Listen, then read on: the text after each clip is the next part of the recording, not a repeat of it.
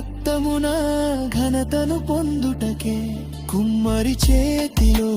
మట్టిని నేను నన్ను నీ రూపముగా మలచుము దేవా నలిగిన హృదయమే నీకిష్టమైన బలి నీ సన్నిధిలో నన్ను నిలుపుము దేవా సిలువను మోయుట ఘనతని తెలిసి నీ అడుగు జాడల్లో నడిచెదను శ్రమలే నాకైతే ఆశీర్వాదములు